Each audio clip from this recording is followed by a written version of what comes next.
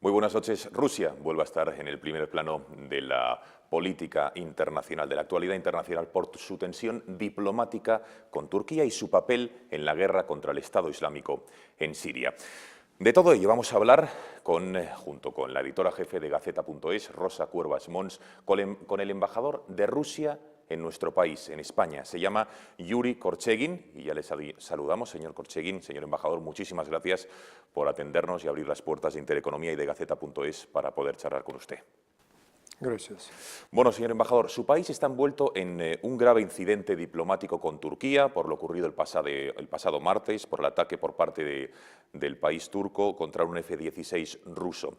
El derribo de este caza se produce justo en el momento en que Rusia, digamos, estaba llegando a un acuerdo con el resto de países occidentales para derrotar al Estado Islámico. ¿Le parece casualidad lo que ha pasado? Es más que un conflicto diplomático, porque tenemos dos muertos, dos militares rusos.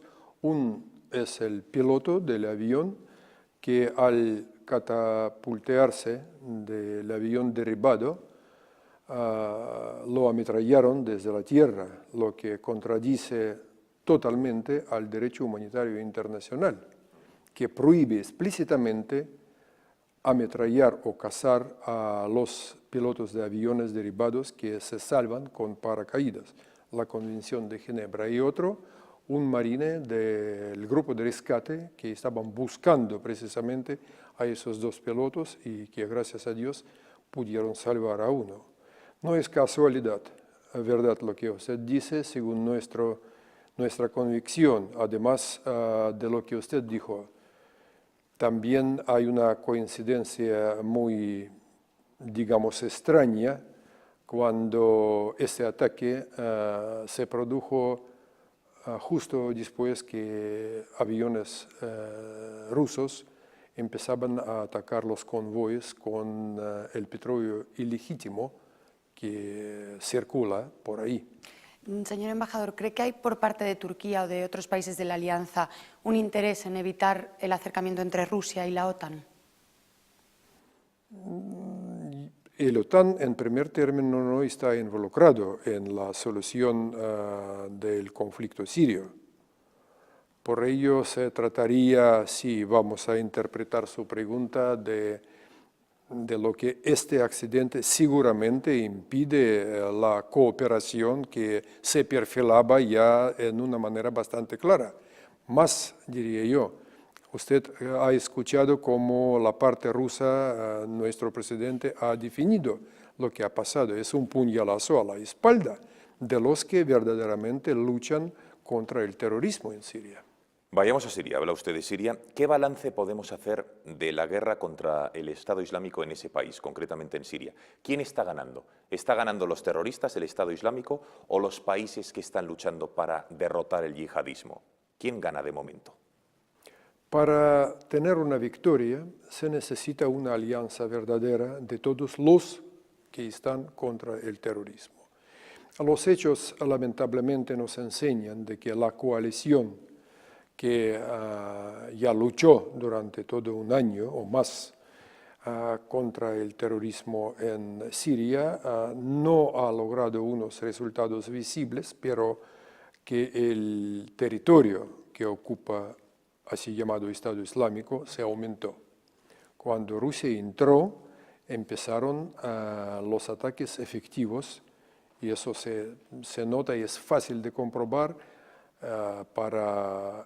solamente entrando al sitio web o escuchando los informes que cada día, varias veces al día, mejor dicho, se hacen por nuestro Ministerio de Defensa, con los mapas, con croquis, con informes detallados de coordenadas y todo esto.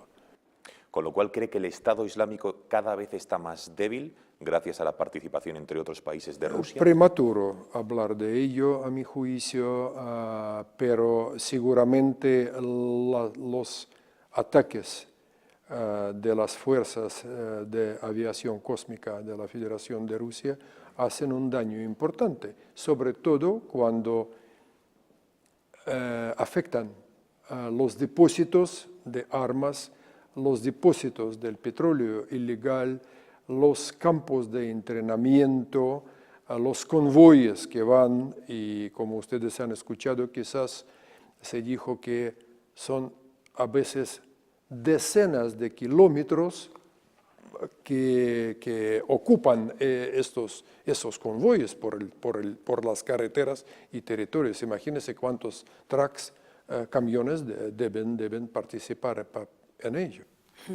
Señor embajador, para derrotar al Estado Islámico, ¿cree que serán necesarias tropas rusas en el terreno, en Siria?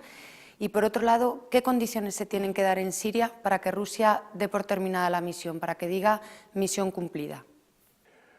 Nunca se habló de las tropas rusas en terreno sirio.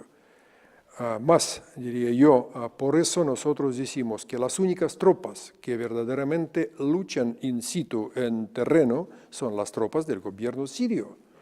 Y los ataques aéreos de la Federación de Rusia y supongo de la coalición de otros países son un elemento necesario de apoyo de esas tropas que en últimas semanas han hecho un progreso bastante notable en liberación de las áreas, aldeas y ciudades ocupadas. Y para que Rusia dé por concluida esa misión, ¿qué tiene que Yo pasar? pienso que no solamente Rusia y comunidad internacional, porque el objetivo es común y es bastante conocido, terminar con el terrorismo, en este caso en Siria, cuando esté liberado el territorio de este país soberano. Habla usted del gobierno. Vayamos a la figura de su presidente, de Bashar al-Assad. Está en el centro del debate. Desde Estados Unidos, por un lado, dicen que es condición indispensable que deje el poder, que deje el gobierno sirio para el futuro de la región. ¿Cómo ve Rusia la figura de al-Assad? ¿Va a ser al-Assad un problema, un inconveniente para encontrar una solución en Siria? Si vemos sus palabras, para algunos países sí, lamentablemente es así. Pero nosotros siempre hemos pronunciado por no repetir los errores del pasado.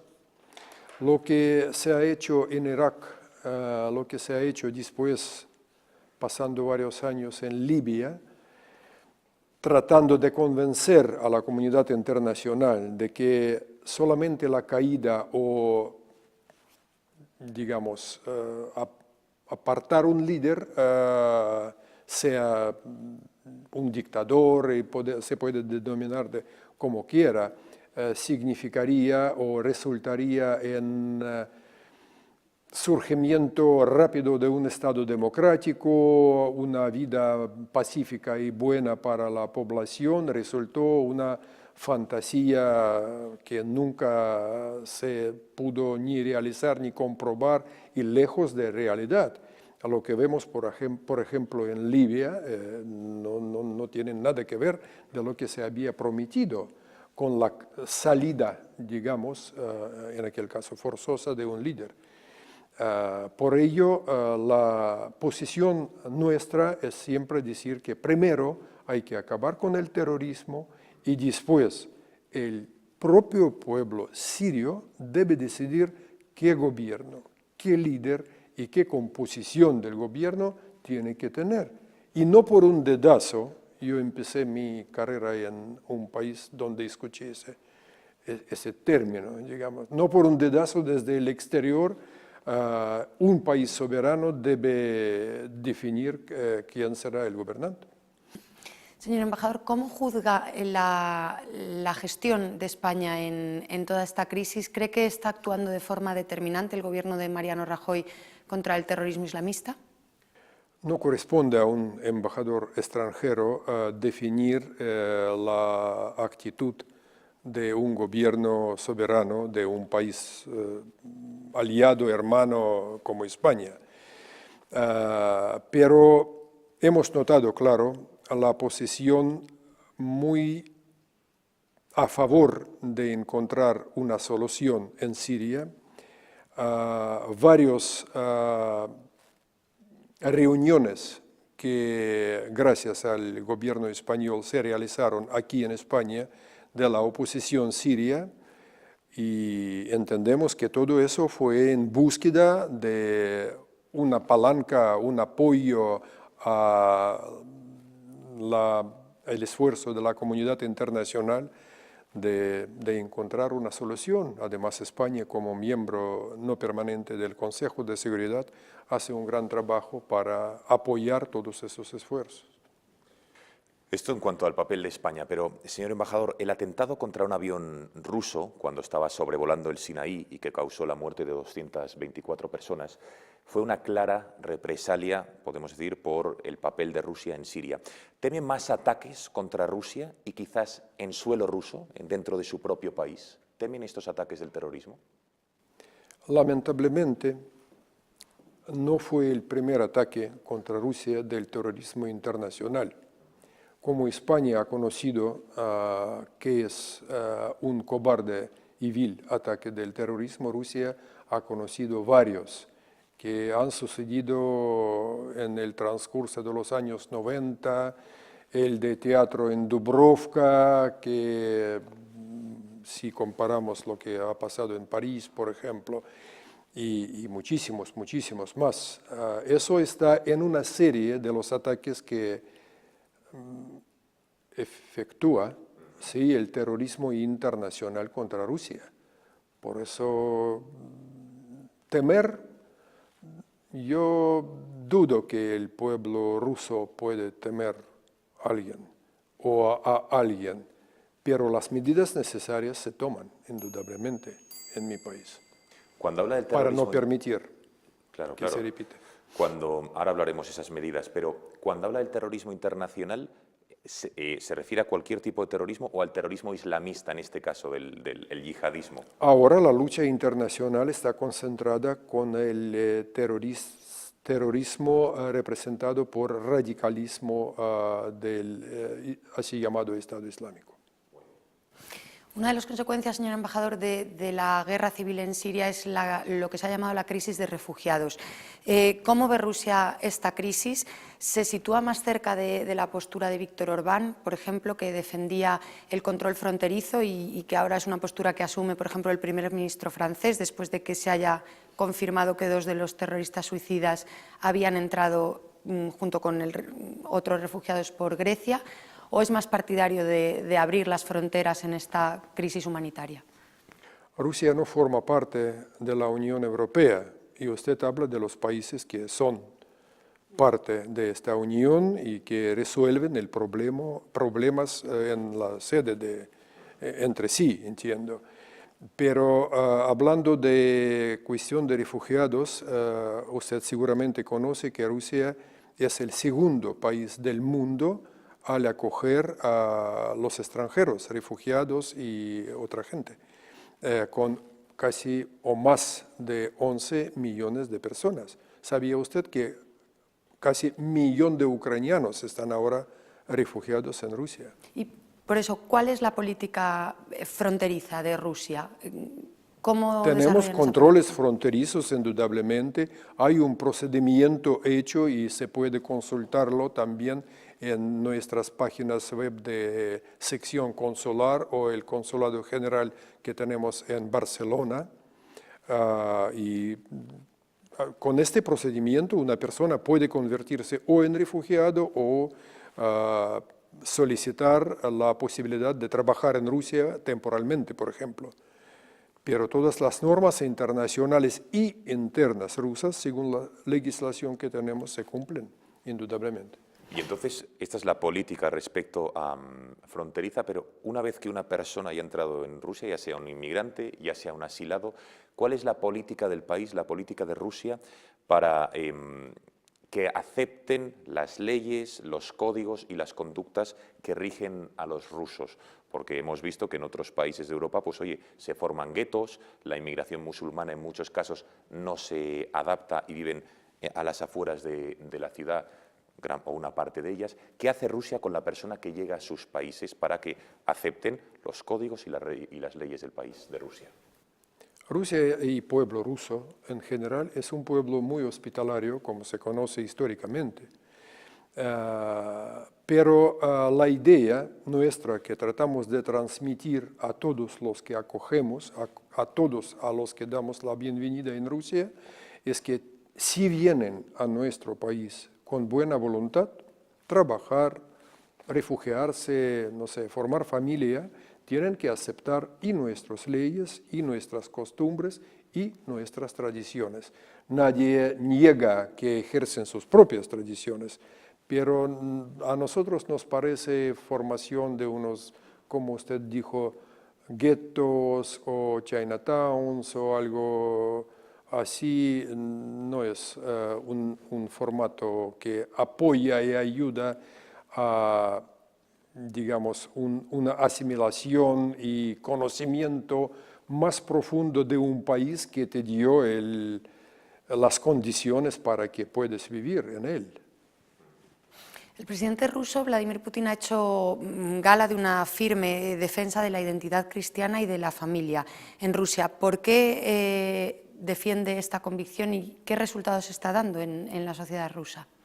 Que defiende, yo pienso, porque le parece que son unos postulados, unas ideas buenas, correctas, que hay un amor entre, así, el prójimo, hay una familia que es un hombre que ama a la mujer, no ejerce la violencia del género, que cría sus hijos, sean de ellos o adoptados, que los viejos gozan de un respeto que deben tener por la parte de los jóvenes. Si usted no comparte esos puntos de vista, a mí me parece que... Los comparto. Yo también. Por eso quizás es uno de los rasgos que dan el apoyo popular a mi presidente, supongo. ¿Cómo cree que tratan la prensa, por ejemplo, luego hablaremos de la internacional, pero la prensa, los medios de comunicación en España, las noticias que llegan de su país y la figura de su presidente, del señor Putin, porque sabe que muchos medios de comunicación lo tratan de una manera un poco controvertida? ¿Qué balance hace de la interpretación que hace la prensa y los medios de comunicación en España de todo lo que llega de Rusia con su presidente a la cabeza? ¿Cree que se entiende? Usted no me sorprendió con esa pregunta, porque yo iba a comentar a mis colegas un artículo que hoy leí en un periódico español, después le cito pero... Lea, por Dios, cite. Sí, puedo, es casualidad, pero tengo un artículo cuyo extracto más o menos dice... sobre precisamente Turquía, el caso que estamos discutiendo. Turquía es a todos los efectos un miembro de la OTAN, directamente afectada por lo que ocurre en su inmediata y ahora sometida a las tensiones derivadas de la actuación poco meditada de una Rusia en búsqueda de su improbable retorno a la decencia internacional. Qué palabras tan grandilocuentes, pero yo quería, comentando eso que me pareció un poco raro, digamos, de pies a cabeza, como se dice en Rusia, todo está hecho que ser miembro, aquí se menciona la OTAN, y usted también, Rosa, me preguntó, no somos miembros de la OTAN, pero la convicción de un diplomático, corrígenme si me equivoco, que ser miembro de una gran alianza político-militar no conlleva solamente derechos, digamos, de acudir a otros 27 miembros para que corrijan sus propios errores, pero también conlleva gran responsabilidad de cada miembro de no comprometer a los demás, de corregir en lugar de usted sus propios errores, o hacer a todo el mundo responsable por la base legal de que ustedes todos quieren que responder que yo hice. Es mi juicio y al autor de este artículo le transmito, si no se va a ver, que eso es una cosa que hay que tener también en cuenta. Supongo, quizás no conozco bien la legislación de la OTAN. No, pero entonces Pero lo que se refiere, discúlpeme por favor, terminando la contestación a su pregunta, A veces a mí me parece raro lo que se escribe de mi país o del presidente de Rusia. Y yo digo que la cultura periodística rusa es un poco diferente. Nosotros, nuestros periodistas, y no se trata de un redactor interno, de una voz interna, de un periodista que dice mejor no me meto ahí o me van a cortar el salario, esto. La cultura periodística es tal que cuando se trata de un líder de un país democráticamente elegido, un periodista siempre entiende que la gente lo votó por él, es elegido, la mitad del país por lo menos o más puede ser, comparte las ideas de él. Perjudicar la imagen de un líder es perjudicar la imagen del votante, del pueblo que lo votó. Y esa idea, esa convicción quizá hace que en nuestro periodismo se puede criticar a un país indudablemente, tenemos nuestra propia visión de una actitud tal que nos parece incorrecta, puede ser, pero no se concentra tanto porque lo que yo veo a veces en el occidente colectivo, podemos decirlo así, es una especie de demonización de un líder, porque abras el periódico y otra vez empieza. El líder que goza más de casi 90 y pico % de apoyo en su país.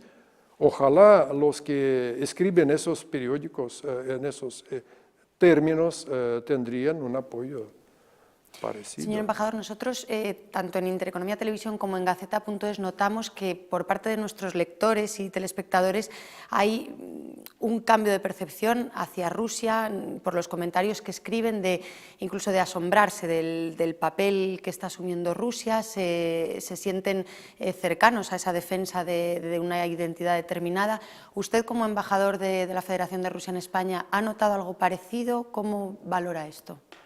Yo siempre he visto una buena actitud de españoles hacia Rusia, pero contestando a su pregunta puedo agregar que en estos días estamos recibiendo muchas cartas, emails, vemos en los blogs que los españoles nos mandan unas muestras de solidaridad, de pésame por la muerte del piloto y del marine, y muestran un apoyo que para nosotros es muy bueno. Lo que vemos lo sentimos con el corazón, y yo quería aprovechar este nuestro encuentro para agradecer a todos los que hacen estos gestos tan buenos, tan solidarios. Gracias.